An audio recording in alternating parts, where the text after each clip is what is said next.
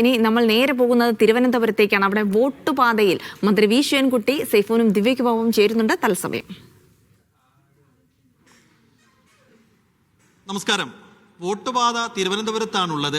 തിരുവനന്തപുരത്ത് നിന്ന് തുടങ്ങുമ്പോൾ മന്ത്രി വി ശിവൻകുട്ടിയെ നേരിട്ടൊന്നും കാണാതെ ഇവിടെ നമുക്ക് യാത്ര തുടങ്ങാൻ കഴിയില്ല. എന്തായാലും വലിയ തിരക്കുകൾക്കിടയിൽ ജില്ലാ കമ്മിറ്റി ഓഫീസിൽ വെച്ച് മിനിസ്റ്ററെ നമുക്ക് നേരിൽ കണ്ടു കിട്ടിയിട്ടുണ്ട്. അപ്പോൾ മിനിസ്റ്ററോട് ഒരുപാട് കാര്യങ്ങൾ ചോദിക്കാനുണ്ട്. സമയമില്ല, എങ്കിൽ കൂടിയും ഉള്ള സമയം വെച്ച് പരമാവധി ഞങ്ങൾ ചോദിക്കാൻ പോവുകയാണ്. നമസ്കാരം, ഗുഡ് മോർണിംഗ് മിനിസ്റ്റർ. അപ്പോൾ തിരുവനന്തപുരത്തെ LDF പ്രചാരണത്തിന് ചുക്കാൻ പിടിക്കുന്ന ആൾ കൂടിയാണ്, ഒപ്പം ഒരുപാട് തിരക്കുള്ളൊരു വകുപ്പിൻ്റെ മിനിസ്റ്ററാണ്. ഇന്നിപ്പോൾ ലേബർ കോഡൊക്കെ വരുന്ന സമയത്ത് തൊഴിൽ വകുപ്പ് കൂടി കൈകാര്യം ചെയ്യേണ്ട ആളാണ്. അപ്പോൾ ഈ തിരക്കുകൾക്കിടയിലും എങ്ങനെയാണ് തിരുവനന്തപുരത്തെ തദ്ദേശ തെരഞ്ഞെടുപ്പ് പ്രചാരണം, അതിൻ്റെ ഒരുക്കങ്ങൾ, അതിൻ്റെ പ്രിപ്പറേഷൻസ് എങ്ങനെ പോകുന്നു? തിരുവനന്തപുരം കോർപ്പറേഷനെ സംബന്ധിച്ചിടത്തോളം ഒരു വലിയ ചരിത്രം. കോർപ്പറേഷൻ രൂപീകരിച്ചതിന് ശേഷം കോൺഗ്രസ് UDF എന്നുള്ള നിലയിൽ ഇതുവരെ അവർ ഭരണസാരഥ്യം വഹിക്കാനുള്ള അവസരം ലഭിച്ചിട്ടില്ല. ആന്റണി കോൺഗ്രസ് ആയിരുന്ന ഒരു കാലഘട്ടം ഉണ്ടല്ലോ, ആ അവസരത്തിൽ ഒരു വർഷത്തെ മേയർ സ്ഥാനം വഹിക്കാനുള്ള അവസരം ലഭിച്ചിട്ടുണ്ട്. പിന്നെ ഇപ്പോൾ ഒരു മുന്നേറ്റം ഉണ്ടായിരുന്നത് കഴിഞ്ഞ വർഷത്തെ തെരഞ്ഞെടുപ്പിൽ കണ്ടത് BJPക്കാണ്. 100 സീറ്റിൽ അവർക്ക് 35 സീറ്റ് മറ്റോ അവർക്ക് വിജയം നേടാൻ വേണ്ടി കഴിഞ്ഞിട്ടുണ്ട്. പക്ഷേ ഇപ്പോൾ കാണുന്ന ഒരു സ്ഥിതി എന്ന് പറഞ്ഞാൽ ഇടതുപക്ഷ ജനാധിപത്യ മുന്നണിക്ക് നല്ല അനുകൂലമായ കാലാവസ്ഥയാണ് ഉള്ളത്. ഈ ഞങ്ങൾക്ക് ഒട്ടും ഭൂരിപക്ഷം ഇല്ലായിരുന്ന കാലഘട്ടം എന്ന് പറയുന്നത് ഞാൻ മേയറായിരുന്ന അവസരത്തിലാണ്. അന്ന് 50 കോർപ്പറേഷൻ വാർഡായിരുന്നു. അന്ന് 50 കോർപ്പറേഷൻ വാർഡിൽ എനിക്ക് 24 പേരുടെ പിന്തുണയുണ്ടായിരുന്നുള്ളൂ. ആ 24 പേരുടെ പിന്തുണ വെച്ചുകൊണ്ട് അവിശ്വാസ പ്രമേയത്തെ അതിജീവിച്ച് 5 വർഷക്കാലവും ഭരിച്ചു. അന്ന് എക്സിക്യൂട്ടീവ് മേയർ ആദ്യമായിട്ട് ആ ഉത്തരവാദിത്തം വഹിക്കുന്നത് ഞാനാണ്. മറ്റേ നഗരപാലിക ബില്ല് വന്നതിന് ശേഷം 5 വർഷമാക്കി മാറ്റി മേയറുടെ കാലാവധി. അതിന് മുമ്പ് 1 വർഷമായിരുന്നു മേയറുടെ കാലാവധി. അപ്പോൾ 95 മുതൽ 2000 വരെ ഞാൻ മേയറായിട്ട് ഭൂരിപക്ഷം ഇല്ലാത്ത കൗൺസിലിൽ മേയറായിട്ട് തുടർന്ന് പോകാൻ വേണ്ടി കഴിഞ്ഞു. UDF കൊണ്ടുവന്ന അവിശ്വാസ പ്രമേയം പരാജയപ്പെട്ടു. അപ്പോൾ കോർപ്പറേഷൻ്റെ അന്ന് മുതൽ രൂപീകരിച്ച നാൾ മുതൽ ഈ വികസന പ്രവർത്തനത്തിൻ്റെ കാര്യം പരിശോധിച്ച് നോക്കിയാൽ എന്തെങ്കിലും കാര്യങ്ങൾക്ക് മാറ്റം ഉണ്ടായിട്ടുള്ളത് ഇടതുപക്ഷം ഭരിക്കുന്ന അവസരത്തിൽ മാത്രമാണ്. എന്ന് മാത്രമല്ല, വാർഡുകളിലുള്ള ജനങ്ങളാണല്ലോ വോട്ട് ചെയ്തിട്ട് പിന്നെ അവരിൽ നിന്നാണല്ലോ മേയർ എലക്ട് ചെയ്യപ്പെടുന്നത്. വാർഡുകളിൽ തെരഞ്ഞെടുപ്പിൽ മത്സരിക്കുന്നവരെല്ലാം പ്രാദേശിക നേതാക്കന്മാരാണ് കൂടുതലും. അപ്പോൾ രാഷ്ട്രീയം ഉണ്ടെങ്കിൽ തന്നെയും ഈ ജനങ്ങൾ അവർക്ക് ദൈനംദിന കാര്യങ്ങൾ ഇടപെടാൻ ഒരാൾ വേണം. ഇപ്പോൾ ഉദാഹരണം, ഇപ്പോൾ IPS റിട്ടയർഡ് ആയിട്ടുള്ള ഒരു മഹതി മത്സരിക്കുന്നുണ്ട് ശാസ്ത്രമംഗലം വാർഡിൽ. അപ്പോൾ ആൾക്കാർ ചോദിക്കുന്നൊരു ചോദ്യമുണ്ട്, നമുക്ക് പ്രായോഗികമായിട്ടുള്ള കൂടെ കാര്യങ്ങൾ ചിന്തിക്കണമല്ലോ. ഞങ്ങളുടെ വീട്ടിൻ്റെ മുന്നിൽ ഒരു പട്ടി ചത്തു കിടന്നു കഴിഞ്ഞാൽ അത് മാറ്റാൻ വേണ്ടി ഇവരുടെ വിളിച്ച് പറയാൻ വേണ്ടി പറ്റുമോ? അതൊക്കെ ഒരു കോർപ്പറേഷൻ കൗൺസിലറുടെ ജോലിയാണ്. ഞാൻ മേയറായിരുന്നപ്പോൾ പോലും എൻ്റെ വാർഡിലെ കാര്യങ്ങൾ വിളിച്ചെന്നോട് പറയുമായിരുന്നു. അങ്ങനെ ഇലക്ട്രിസിറ്റി ബോർഡിൽ ഒരു മുത്തശ്ശിയുടെ കറണ്ടിന് പിന്നെ പൈസ അടയ്ക്കാൻ വേണ്ടി പോകണം. കൗൺസിലർമാരെല്ലാം പോകാറുണ്ട്, ഇവർക്ക് പോകാൻ വേണ്ടി പറ്റുമോ? അതേപോലെ കുറേ ഉത്തരവാദിത്വങ്ങൾ, ഈ റോഡ് നിർമ്മാണം, പാലം നിർമ്മാണം, ഇലക്ട്രിസിറ്റി ബോർഡിൻ്റെ കാര്യങ്ങൾ, അത്തരം കാര്യങ്ങളിലപ്പുറമായിട്ട് ഇതേപോലെ കുറേ എല്ലാ വീടുകളിലും, പ്രത്യേകിച്ച് നഗരമാകുമ്പോൾ നഗരത്തിൽ പിന്നെ പ്രായം ചെന്നവരുടെ എണ്ണം കൂടുതലാണ്, ഉദ്യോഗസ്ഥന്മാരാണ് മഹാഭൂരിപക്ഷം. അപ്പോൾ അവർക്കൊക്കെ തന്നെ ഒരു കൗൺസിലർ എന്ന് പറയുമ്പോൾ ഇത്തരം അവരുടെ ഒരു വീട്ടിലെ ബന്ധുവിനെ പോലെ, വീട്ടിലെ ഒരു സുഹൃത്തിനെ പോലെ, ഒരു അയൽവക്കത്തെ പിന്നെ പ്രവർത്തകനെ പോലെ കാര്യങ്ങൾ കൈകാര്യം ചെയ്യാൻ കഴിയുന്ന ഒരു വ്യക്തിയാണ് വേണ്ടത്.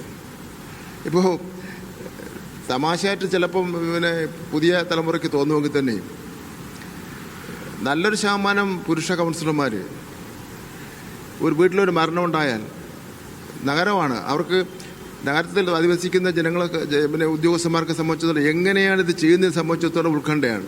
വീട്ടിൽ പെട്ടെന്നൊരു മരണമുണ്ടായി, എന്ത് ചെയ്യണം? വേറെ ആ വീട്ടിൽ 2-3 ആൾക്കാരുണ്ടാവും. അവരെല്ലാം വിദേശത്തു നിന്നൊക്കെ പഠിച്ച് വന്ന് നിൽക്കുന്നവരായിരിക്കും. അവർക്ക് ശ്മശാനം എവിടെയാണെന്ന് അറിയില്ല, ശ്മശാനത്തിലെ ടെലിഫോൺ നമ്പർ എന്താണെന്ന് അറിയില്ല, ആരുടെ പറയണമെന്ന് അറിയില്ല, ബന്ധുക്കൾ എങ്ങനെ അറിയിക്കുമെന്ന് അറിയില്ല. ആകെ പിന്നെ പ്രശ്നമായിരിക്കും. ആ സമയത്തായിരിക്കും നമ്മുടെ കൗൺസിലറുടെ രംഗപ്രവേശനം.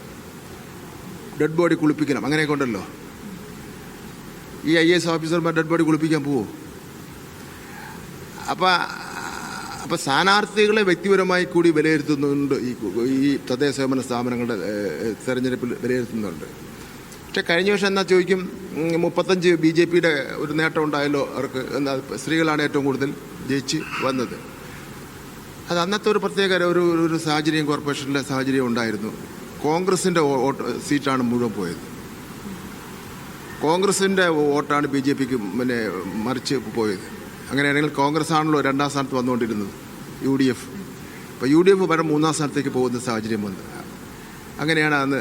അപ്പം നിയമമണ്ഡലത്തിൽ ഞാൻ തോക്കുന്ന സമയത്ത് കോൺഗ്രസിന് കിട്ടിയ വോട്ട് 12,000 ഒരു മണ്ഡലത്തിൽ. അങ്ങനെയാണ് രാജഗോപാൽ എന്ന ആദ്യമായിട്ട് നിയമസഭയിലേക്ക് തിരഞ്ഞെടുക്കുന്നത്. അപ്പം അതുകൊണ്ട് ഞങ്ങൾ ഇപ്പോൾ ഈ പുതിയ സംവരണം വന്ന ശേഷം വനിതകളാണല്ലോ കൂടുതൽ വരുന്നത്. വനിതകളും ദേശീയ വിഭാഗത്തിൽപ്പെട്ടവർക്കും ഒക്കെ തന്നെയാണല്ലോ വരുന്നത്. വന്നതിന് ശേഷം ഞങ്ങൾ രാഷ്ട്രീയ പ്രവർത്തനമൊക്കെ നടത്തി പരിചയമുള്ള കുറേ കുട്ടികൾ രംഗത്തിറക്കുന്നുണ്ട്. മറ്റ് പല മുന്നണിക്കാരും ഇതുവരെ രാഷ്ട്രീയ പ്രവർത്തന രംഗത്ത് വരാത്ത പുതുമുഖങ്ങളെ രംഗത്ത് ഇറക്കുന്നു. അവർ മോശമെന്നല്ല ഞാൻ പറയുന്നത്. പക്ഷേ രാഷ്ട്രീയ പ്രവർത്തനം എന്തെങ്കിലും സാമൂഹിക പ്രവർത്തനം നടത്തി പരിചയമുള്ളവരെ ഇറക്കി കഴിഞ്ഞാൽ അവർക്ക് കുറച്ചും കൂടെ എളുപ്പമാണ് കാര്യങ്ങൾ നടത്തിക്കൊണ്ട് പോകുന്നതിന്. അപ്പോൾ ഇപ്രാവശ്യം ഞങ്ങൾക്ക് നല്ല ഉറപ്പുണ്ട്, BJPയുടെ സീറ്റ് നല്ലവണ്ണം കുറയും. കാരണം 3 സംഭവങ്ങൾ തിരുവനന്തപുരത്ത് ഞെട്ടിച്ചിട്ടുണ്ട് ആൾക്കാരെ. കാരണം അവർക്കറിയാൻ ഇനി അടുത്ത വർഷം ഇവിടെ പുരുഷനായി മാറി എനിക്കിവിടെ മത്സരിക്കാൻ വേണ്ടി പറ്റില്ല എന്നുള്ള ചിന്താഗതി അത് പൊതുവിലുണ്ട്. അങ്ങനെ ഒരു ചിന്താഗതി ഉണ്ട്. CPM-നും LDF-നും നല്ല ആത്മവിശ്വാസമുണ്ട്. പക്ഷേ എങ്കിൽ കൂടിയും കോൺഗ്രസ് പതിവിൽ നിന്ന് വിപരീതമായി കാര്യമായ ഹോംവർക്ക് നടത്തിയിട്ടുണ്ട്, കാര്യമായ മുന്നൊരുക്കം നടത്തിയിട്ടുണ്ട്. ശബരിനാഥിനെ പോലെ ഒരാളെ മേയർ സ്ഥാനത്തേക്ക് ഉയർത്തിക്കാട്ടുന്നുണ്ട്. അപ്പോൾ കോൺഗ്രസിന്റെ പതിവിൽ നിന്ന് വിപരീതമായിട്ടുള്ള ഈ മുന്നൊരുക്കത്തിൽ കാര്യമായൊരു ആശങ്ക ഉണ്ടോ LDF-ന്? ഞാൻ അതിനെപ്പറ്റി ഒരു ഉത്കണ്ഠയില്ല, ആശങ്കയില്ല. കാരണം എന്ന് വെച്ചാൽ ഇതിനേക്കാൾ ഒരു ശാന്തമായ അന്തരീക്ഷത്തിൽ കോൺഗ്രസ് മത്സരിച്ചപ്പോൾ പോലും അവർക്ക് പിന്നെ ഭൂരിപക്ഷത്തിൻ്റെ ഒട്ടും അടുത്ത് വരാൻ വേണ്ടി കഴിഞ്ഞിട്ടില്ലല്ലോ. അപ്പം അതുകൊണ്ട് ഞങ്ങൾക്ക് അതിൽ ഒരാശങ്കയും ഒന്നും ഇല്ല. കോൺഗ്രസ്സിന് വളരെ പിന്നെ സീറ്റ് എണ്ണം കുറവെന്നല്ല. കഴിഞ്ഞ പ്രാവശ്യം മത്സരിച്ചപ്പോൾ എല്ലാം 3ാം സ്ഥാനവും കെട്ടിവെച്ച കാശും നഷ്ടപ്പെട്ടതാണ്. അതിനേക്കാൾ അന്ന് വോട്ട് ചെയ്ത കോൺഗ്രസ്സുകാരിലേ ഉള്ളൂ. ഇപ്പോഴും പുതിയ കോൺഗ്രസ്സുകാരും താമസം ഉള്ളവരും കൂടെ പോയെന്ന് വേണമെങ്കിൽ കൂട്ടാം. ശബരിനാഥനെ കൊണ്ടൊന്നും ചെയ്യാൻ കഴിയില്ല. ഞാനത് വ്യക്തിപരമായി ആക്ഷേപിക്കുന്നില്ല. അത് നമ്മുടെ സംസ്ഥാനത്തിൽ പിണറായി വിജയൻ നേതൃത്വം കൊടുക്കുന്ന പാനൽ അല്ലെങ്കിൽ വേറൊരാൾ നേതൃത്വം കൊടുക്കുന്ന ഒരു പാനൽ എന്ന് പറയുന്ന പോലെ ഒന്നും കോർപ്പറേഷനിൽ അത് അത്ര പിന്നെ ജനങ്ങളുടെ ഇടയിൽ സ്വാധീനിക്കുമെന്ന് പറയാൻ പറ്റില്ല. എന്ന് മാത്രമല്ല, ശബരിനാഥൻ ഒരു MLA ആയിരുന്ന എത്ര 5-10 വർഷങ്ങൾക്ക് മുമ്പ്. അതൊന്നും തലസ്ഥാന നഗരിയിലെ ജനങ്ങളുടെ മനസ്സിലില്ല. പക്ഷെ ഒരു ഇലക്ഷൻ പൾസ് അറിയുന്ന ഒരാളെന്ന നിലയിൽ ഇവിടെ അപ്പോൾ 2ാം സ്ഥാനത്ത് ആര് വരുമെന്നാണ് പറയുന്നത്? എങ്ങനെയാണ് 2ാം സ്ഥാനത്ത് കഴിഞ്ഞ വർഷം BJP ആയിരുന്നു. ഇപ്പോൾ BJP ഇപ്പം പുറകോട്ട് പോകാൻ വേണ്ടി സാധ്യതയുണ്ട്. കോൺഗ്രസിന് വലിയ മുന്നേറ്റമൊന്നും ഉണ്ടാവാൻ സാധ്യതയില്ല. അപ്പോൾ അതുകൊണ്ട് നമുക്ക് ഇതൊരു പ്രെഡിക്റ്റ് ചെയ്യാൻ പറ്റാത്തൊരു സാധ്യത. അത് പറയാൻ വേണ്ടി പറ്റില്ല. കാര്യം വെച്ചാൽ പിന്നെ പല വാർഡുകളിലെയും പിന്നെ സ്ഥാനാർത്ഥി പിണക്കം നിൽക്കുകയാണ്. BJPയിലെ ആത്മഹത്യകൾ, അവർക്കിടയിലുള്ള ആഭ്യന്തര വിഷയങ്ങൾ, പടലപ്പിണക്കങ്ങൾ, ഇതൊക്കെ അവർക്ക് ഗുണം ചെയ്യുമെന്ന് കോൺഗ്രസ് പ്രതീക്ഷ വെക്കുന്നുണ്ട്. അത് ചിലപ്പോൾ കഴിഞ്ഞ പ്രാവശ്യം BJPക്ക് ചെയ്ത കോൺഗ്രസ്സുകാർ ഇപ്രാവശ്യം കോൺഗ്രസ് തന്നെ ചെയ്യുമായിരിക്കാം. അത് അവർ തമ്മിൽ നടത്തുന്ന അഡ്ജസ്റ്റ്മെൻ്റ് അല്ലേ. അതുകൊണ്ട് അവർക്ക് കൃത്യമായിട്ട് പറയാൻ വേണ്ടി കഴിയുമല്ലോ. എവിടെ അഡ്ജസ്റ്റ്മെൻറ്റ് നടക്കുന്നത് കോൺഗ്രസ് BJP ആയിട്ടാണല്ലോ. ഇപ്പോൾ ഉദാഹരണം, ഞാൻ മേയറായിരുന്നപ്പോൾ പിന്നെ അവിശ്വാസ പ്രമേയം കൊണ്ടുവന്നത് കോൺഗ്രസും UDF-ഉം BJPയും എല്ലാം ചേർന്നുകൊണ്ടാണല്ലോ കൊണ്ടുവന്നത്. ലീഗിൻ്റെ 2 പേര് അപ്പോൾ ആ സമയമായപ്പോൾ പിന്മാറിയപ്പോഴല്ലേ അവിശ്വാസ പ്രമേയം പരാജയപ്പെട്ടത്. അപ്പോൾ കോൺഗ്രസിനെ സംബന്ധിച്ചിടത്തോളം അങ്ങനെ ഒരു പ്രശ്നമില്ല. കാരണം ഇപ്പോൾ ഇന്ത്യയിലെ മുഖ്യമന്ത്രിമാരുടെ ഒരു പട്ടിക എടുത്താൽ, ഇപ്പോൾ ജീവിച്ചിരിക്കുന്നവരുടെ പട്ടിക എടുത്താൽ, മഹാഭൂരിപക്ഷവും BJP ചേർന്നിരിക്കുന്നില്ലേ? പാർലമെൻറ്റ് മെമ്പർമാരുടെ നല്ലൊരു ശതമാനം BJP ചേർന്നിരിക്കില്ലേ? MLA-മാരുടെ പിന്നെ പറയേണ്ടതില്ല. അപ്പം അതുകൊണ്ട് അവർക്ക് താത്വികമായിട്ടുള്ളൊരു നിലപാടോ ഒരു അന്തസ്സോ രാഷ്ട്രീയ മര്യാദയോ കാണിക്കേണ്ട കാര്യമില്ല. തൻ്റെ സ്ഥാനം ഉറപ്പിക്കുന്നതിന് വേണ്ടി ഏത് കൂട്ടും ആവാമെന്നുള്ള മട്ടിലാണ്. മിനിസ്റ്റർ, മറ്റൊരു കാര്യം, ഇപ്പോൾ CPM-ൽ കാര്യമായ ഒരു വിമത ഭീഷണി മുൻകാലങ്ങളൊന്നും ഉണ്ടാവാറില്ല. കാരണം പാർട്ടിക്കൊരു നല്ല ചട്ടക്കൂടുണ്ട്. ആ അച്ചടക്കം പാലിച്ചുകൊണ്ട് നേതാക്കളും അണികളും ഒക്കെ പ്രവർത്തിക്കാറുള്ളൂ. പക്ഷേ ആ പതിവിൽ നിന്ന് വിപരീതമായി ഇക്കുറി ചില വിമത ഭീഷണികൾ തിരുവനന്തപുരത്ത് തന്നെയുണ്ട്. ഒരു ശ്രീകണ്ഠൻ ഇവിടെ മത്സരിക്കുന്നു. അപ്പം എങ്ങനെയാണ് ഇത്തരം ശ്രീകണ്ഠൻ ഉൾപ്പെടെയുള്ള സ്ഥാനാർത്ഥിത്വങ്ങളെ ഒരു സെറ്റിൽ ചെയ്യാൻ കഴിയാതിരുന്നത്? നമ്മുടെ ഇപ്പോൾ ഒരു ജനാധിപത്യ പാർട്ടിയാണല്ലോ, ജനാധിപത്യ തൊഴിലാളി വർഗ ഒരു പാർട്ടിയാണ്. ഒരു ജനാധിപത്യ തൊഴിലാളി വർഗ പാർട്ടിയിൽ പിന്നെ അനുസരിക്കേണ്ട മര്യാദകളെ സംബന്ധിച്ചിടത്തോളം, സംഘടനാ ബോധത്തെ സംബന്ധിച്ചിടത്തോളം ഈ വലിയ പാർട്ടിയുടെ എല്ലാവരും അത് പൂർണ്ണമായി പഠിക്കണമെന്നില്ല. താൽക്കാലികമായി ഉണ്ടാകുന്ന ഒരു വികാരത്തിൻ്റെ അടിസ്ഥാനത്തിലാണ് ഇതെല്ലാം ഉണ്ടാകുന്നത്. നമ്മുടെ പാർട്ടിയിൽ എത്ര പേരെ മന്ത്രിയാക്കാൻ വേണ്ടി പറ്റും? 140 പേരിൽ ഭൂരിപക്ഷം കിട്ടി എത്ര പേര് മന്ത്രിയാക്കാൻ പറ്റും? നമുക്കൊരു പ്രദേശത്ത് എത്രയോ പ്രവർത്തകരുണ്ടാവും. ഇപ്പം അധികാരത്തിൻ്റെ മോഹവും ഞാൻ മത്സരിക്കണമെന്ന് സ്വന്തം തീരുമാനം എടുക്കുകയും ചെയ്യുക എന്നത് കമ്മ്യൂണിസ്റ്റുകാരൻ്റെ ശൈലിയല്ല. അതുകൊണ്ടാണ് അവരൊക്കെ പാർട്ടിയിൽ നിന്ന് പുറത്താക്കാൻ വേണ്ടി തീരുമാനിക്കുന്നത്. അങ്ങനെയുള്ള ഒരു മനസ്സ് വച്ചുകൊണ്ടാണ് ഈ പാർട്ടിയിൽ വന്ന് ചേർന്നതെന്നുള്ള വിവരം നമുക്ക് ഈ നിലപാടെടുക്കുന്ന അവസരത്തിൽ അറിയാൻ വേണ്ടി പറ്റുള്ളൂ. അപ്പം അതൊക്കെ ഇനിയും ഉണ്ടാവാം. അത് ഈ സ്വാഭാവികമായി ജനാധിപത്യ സംവിധാനത്തിൽ ഇത്തരം അധികാരമോഹികളുണ്ടാവും. മിനിസ്റ്റർ, പക്ഷേ ഇപ്പോൾ ഫസ്റ്റ് ഫേസിലോട്ട് പോളിംഗിലോട്ട് പോലും കടന്നിട്ടില്ല. പക്ഷേ ഇപ്പോഴും ആര് മേയർ ആകണം, അല്ലെങ്കിൽ ആരാകും മേയർ, ഇടതുമുന്നണിയുടെ സ്ഥാനാർത്ഥി എന്നതിലുള്ള ചർച്ച അത് സോഷ്യൽ മീഡിയയിൽ അടക്കം വലിയ രീതിയിൽ നടക്കുന്നുണ്ടോ? അത് ഇടതുമുന്നണിക്ക് ഗുണം ചെയ്യുമോ? അതിനെങ്ങനെയാണ് കാണുന്നത്? 101 ഇടതുപക്ഷ ജനാധിപത്യ മുന്നണിയുടെ സ്ഥാനാർത്ഥികളും മേയറാവാൻ യോഗ്യരാണ്. ഞങ്ങൾ ഒരു മേയറാവാൻ വേണ്ടി ഒരാളെയും തീരുമാനിച്ചിട്ടില്ല. എല്ലാവരും അതിന് യോഗ്യരാണ്. ഞാൻ മത്സരിച്ചപ്പോഴും എന്നെ മേയറാവാൻ തീരുമാനിച്ച് മത്സരിപ്പിച്ചതല്ല. അത് മത്സരിച്ചു, ജയിച്ചു. മത്സരിച്ച് അവിടെ നിന്ന് ജയിക്കുമെന്ന് തന്നെ എനിക്ക് ഉറപ്പില്ല. എൻ്റെ പെരുന്നാന്നി വാർഡിലായിരുന്നു. ജയിച്ചു, പാർട്ടി തീരുമാനിച്ചു മേയറായി. അപ്പം മേയറായി പാർട്ടിയുടെ ജില്ലാ കമ്മിറ്റിയോ സംസ്ഥാന കമ്മിറ്റിയോ ആരെയും തീരുമാനിച്ചിട്ടില്ല. 101 പേരിൽ ആര് വേണോ മേയറാവാം. അത് മേയറാവാൻ കഴിവുള്ള പിന്നെ ജനങ്ങൾ അംഗീകരിക്കുന്ന സ്വഭാവ ശുദ്ധിയുള്ള ആരോപണങ്ങൾക്ക് വിധേയരാകാത്ത ഏറ്റവും നല്ല ഞങ്ങൾ ഈ തിരുവനന്തപുരം കോർപ്പറേഷനിലെ മേയറായിരുന്നവരെ ഓരോരുത്തരെയും പരിശോധിച്ച് നോക്കിയാൽ അങ്ങനെയുള്ളവർ തന്നെയാണ് ആയിട്ടുള്ളത്. ഇപ്പോൾ പ്രൊഫസർ ചന്ദ്രിക, ആര്യ രാജേന്ദ്രൻ, ഞാൻ, ജയംബാബു, പിന്നെ എനിക്ക് ശേഷം വന്ന പ്രൊഫസർ ചന്ദ്ര, അവരെല്ലാം സമൂഹത്തിൽ അങ്ങനെയൊന്നും ആർക്കും ഒന്നും പറയാൻ വേണ്ടി ഇല്ലാത്ത പൊതുപ്രവർത്തകരാണ്. ഒരു മേയറുടെ അന്തസ്സും അഭിമാനവും കാത്തുരക്ഷിച്ചവരാണ്. അപ്പം അങ്ങനെയുള്ളവർ 101 പേരും അങ്ങനെയുള്ളവർ തന്നെയാണ്. നമുക്കിപ്പോഴേ പ്രതിപക്ഷത്തെ സംബന്ധിച്ചിടത്തോളം സർക്കാരിനെതിരെ വലിയൊരു ആയുധമാക്കാനുള്ളത് അവരുടെ കയ്യിൽ ശബരിമല സ്വർണ്ണക്കൊള്ളയാണ്. ഇപ്പോൾ പത്മകുമാറിനെ അറസ്റ്റ് ചെയ്തിരിക്കുന്നു. അപ്പോൾ സ്വാഭാവികം പത്മകുമാർ CPM-ന്റെ മുതിർന്ന നേതാക്കളിൽ ഒരാളാണ്. അപ്പോൾ ആ നിലക്ക് ശബരിമല സ്വർണ്ണക്കൊള്ള പ്രതിപക്ഷം കോൺഗ്രസ് കാര്യമായൊരു രാഷ്ട്രീയ വിഷയമായി, തെരഞ്ഞെടുപ്പ് വിഷയമായി ഉയർത്തി കാണിക്കുമ്പോൾ അതിൽ ഏതെങ്കിലും തരത്തിലുള്ള ആശങ്കയുണ്ടോ? ഈ ശബരിമല സ്വർണ്ണക്കൊള്ളയടക്കം സർക്കാരിനെതിരെ സംസ്ഥാന തലത്തിൽ ഉയർത്തുന്ന വിഷയങ്ങൾ ഈ തദ്ദേശ തെരഞ്ഞെടുപ്പിൽ ജനങ്ങൾക്കിടയിൽ വോട്ടിനെ മാറ്റിമറിക്കുന്നതിൽ നിർണായക സ്വാധീന ശക്തിയാവും. ഈ പലപ്പോഴും ഈ രാഷ്ട്രീയത്തിൽ മതം കടക്കാൻ പാടില്ലെന്നുള്ള നിലപാടാണ് ഞങ്ങൾ എടുക്കാറുള്ളത്. മതമോ ജാതിയോ മതവിശ്വാസമോ രാഷ്ട്രീയത്തിൽ കടക്കാൻ വേണ്ടി പാടില്ല.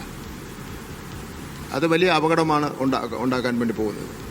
ഇപ്പോൾ രാമക്ഷേത്രം നിർമ്മിച്ചതും അതിൻ്റെ പൂജാകർമ്മം നിർവഹിച്ചതും അതിൻ്റെ പതാക ഉയർത്തിയതും അതെല്ലാം ഒരു ഇന്ത്യ രാജ്യത്തിൻ്റെ പ്രധാനമന്ത്രിയാണ്. ഹിന്ദുവിൻ്റെയും ക്രിസ്ത്യാനിയുടെയും മുസൽമാൻ്റെയും പാഴ്സിയുടെയും അങ്ങനെയൊക്കെ ഉള്ള എല്ലാ സമൂഹത്തിൻ്റെയും പ്രധാനമന്ത്രിയാണ് ആ കാര്യങ്ങൾ ചെയ്തിരിക്കുന്നത്. അത് താൽക്കാലികമായിട്ടുള്ള ഭൂരിപക്ഷത്തിൻ്റെ അടിസ്ഥാനത്തിൽ ഒരു ആൾക്കാർ ബഹളം ഉണ്ടാക്കുന്നില്ല, അല്ലെങ്കിൽ അങ്ങനെ ഒരു പ്രശ്നം ഉണ്ടാവുന്നില്ല. മുമ്പ് ഇത്തരം വിഷയങ്ങൾ വെച്ചുകൊണ്ട് തന്നെ പ്രശ്നം ഉണ്ടായിട്ടുണ്ടല്ലോ. ഇവിടെ പഞ്ചാബിൽ സുവർണക്ഷേത്രത്തിൻ്റെ പ്രശ്നമൊക്കെ അങ്ങനെ വന്നിട്ടുള്ള പ്രശ്നങ്ങളാണല്ലോ. ശബരിമല ഈ കുറച്ച് നാളായി ഒരു പ്രശ്ന കേന്ദ്രമാക്കി വളർത്തിയെടുക്കുന്നതിന് വേണ്ടി ഒരു കൂട്ടം ആൾക്കാർ ശ്രമിക്കുന്നുണ്ട്. ഇപ്പോൾ ശബരിമല പ്രവേശനം സ്ത്രീകൾക്ക് 2 സ്ത്രീകൾ കയറിയ ആക്ടിവിസ്റ്റുകൾ കയറിയതിനെ സംബന്ധിച്ചിടത്തോളം പ്രശ്നം ഉണ്ടായിരുന്നല്ലോ. അതിനുശേഷം നടന്ന തെരഞ്ഞെടുപ്പുകളിൽ ഇടതുപക്ഷ ജനാധിപത്യ മുന്നണിക്ക് അനുകൂലമായിട്ടുള്ള ആൾക്കാർ നിലപാട് സ്വീകരിച്ചത്. എന്ന് മാത്രമല്ല, ഇപ്രാവശ്യം ഈ സ്വർണ്ണപ്പാളി എന്ന് പറയുമ്പോൾ സ്ത്രീകളെ കയറിയതുപോലല്ല. സ്വർണ്ണപ്പാളി അവിടെ നിന്ന് പോയെന്നുള്ള കാര്യം സത്യമാണ് എന്നാണല്ലോ അന്വേഷണത്തിൻ്റെ ഒരു ഘട്ടത്തിൽ നമുക്ക് ബന്ധപ്പെട്ടുള്ളത്. ഞാൻ മാധ്യമങ്ങളോട് പറഞ്ഞ കാര്യമുണ്ട്, ഉപ്പ് തിന്നവൻ വെള്ളം കുടിക്കും. എം ഇ ഗോവിന്ദ മാഷ് പറഞ്ഞതുകൊണ്ട് കുറ്റക്കാർ ആരായാലും പാർട്ടിയായിട്ട് ബന്ധപ്പെട്ടവരാണെങ്കിൽ ഈ പാർട്ടിയിലുണ്ടാവില്ല. അപ്പോൾ അത് ഇപ്പോൾ ഈ അടുത്ത കാലത്ത് നടന്നിട്ടുള്ള വേറെ ചില സംഭവങ്ങളുണ്ടല്ലോ.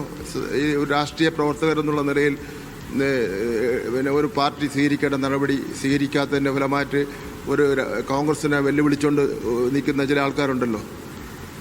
നമ്മുടെ സംസ്കാരത്തിന് യോജിക്കാത്ത നിലയിൽ, നമ്മുടെ രാഷ്ട്രീയ പാരമ്പര്യങ്ങൾക്ക് യോജിക്കാത്ത നിലയിലുള്ള സംഭാഷണമല്ലേ ഒരു പെൺകുട്ടി, ഒരു സഹോദരിയും ഒരു സംസ്ഥാനത്തിൻ്റെ ഒരു നിയമനിർമ്മാണ സഭയിലെ മെമ്പറുമായിട്ട് നടന്നിട്ടുള്ളത്. അതിൻ്റെ ഉത്തരവാദിത്വം കോൺഗ്രസിനാണല്ലോ.